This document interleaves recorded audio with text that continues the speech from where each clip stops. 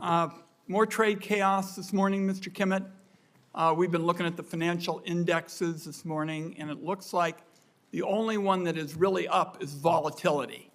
And this lack of certainty and predictability is taking an enormous toll on our country and on the economic situation. I think you heard me say if you were to go back a couple of months, nobody would have thought that having a 125% tariff on imports from China, 25% tariff on Canada and Mexico, a 10% global tariff, and additional tariffs on aluminum, steel, and cars was somehow a good start in terms of trade policies. So what I would like to ask you to start with is what's the plan to provide relief now for the small businesses who have to decide between paying tariffs and keeping staff? Because that's what's going on right now. And they want to know what's being done to get them some relief now. And certainly, there was a lot of fanfare yesterday, but I told you how markets responded this morning. I looked at the charts, and there's just a sea of red everywhere. So what's the plan to provide relief to all these people hurting? Thank you for the question, Ranking Member Wyden. I think it's important to understand where we were as a country when President Trump took office, and we were faced with an unprecedented $1.2 trillion trade Respectfully, deficit. my time is short, and what I'd like to do is get an answer to the question of what's being done to provide relief to people hurting now.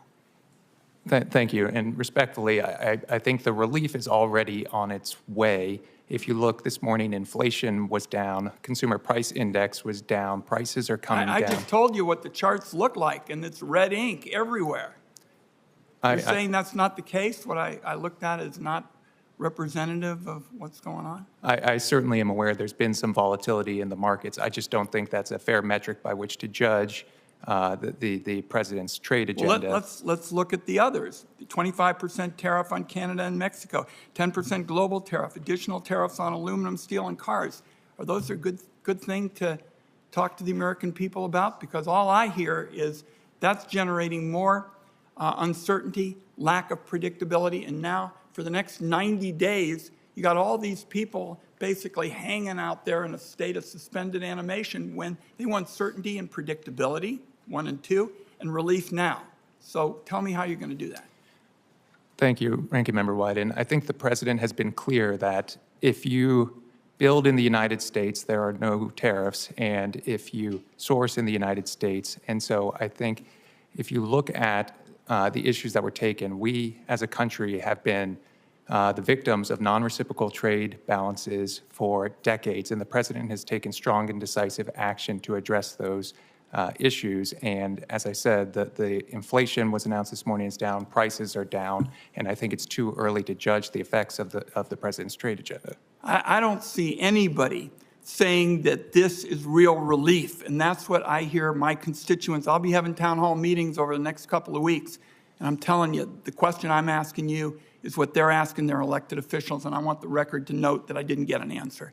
But let's move on to you then, Mr. Keyes, because you just heard your partner here talk about other ways to make relief for small businesses and individuals happen. And I want to ask you about taxes. Now, I talked to you about the Pfizer situation where we have done an intensive review, and what we found is that Pfizer recently was paying no taxes in the United States, no taxes at all, when they were making billions of dollars in revenue. And they do it through something called round tripping.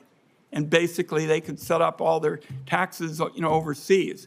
Why not, instead of hitting Senator Hassan's constituents and my constituents with all these tariffs that raise their prices, why don't we make changes in the tax policy, make it more attractive to do business in the United States and not pursue a policy that hammers our constituents? So, Senator White, I would just point out, and you're well aware of this, that the TCJA, by lowering the top corporate rate to 21%, made the United States the attractive place to do business. Are you kidding me? What we're seeing in studies like the one that we did, it's just the opposite. Basically, it supercharged the ability to pay lower taxes overseas, and now we got pharmacy companies, big chains, they're making tons of sales in the United States and paying no taxes here. And to respond, since the 2017 Act was passed, we haven't had a significant inversion transaction of any U.S. company leaving the country, which was happening at the rate of 5 per year in the prior period. So there's clear evidence that it has made the United States an attractive place to do business. My time is up, Mr. Chairman. The reality is Pfizer told the IRS that it didn't make any money in the United States. Every dollar of profit was earned offshore, and they're not paying taxes in the United States. And a better way to bring companies back from overseas is to change the tax law so it's more attractive to do business here. I'm going to hold the record open because I'd like to hear about any changes that are being looked at in the tax bill that's coming up to fix the problem in 2017. Thank you, Mr. Chairman. Thank you. Senator Hassan. Thank you, Mr. Chair and Ranking Member, for this hearing. Thank you, Mr. Kimmit and Mr. Keyes, for being here, for your interest in serving, for your record of serving, and congratulations to you and your families for the nominations. I'm going to start with a very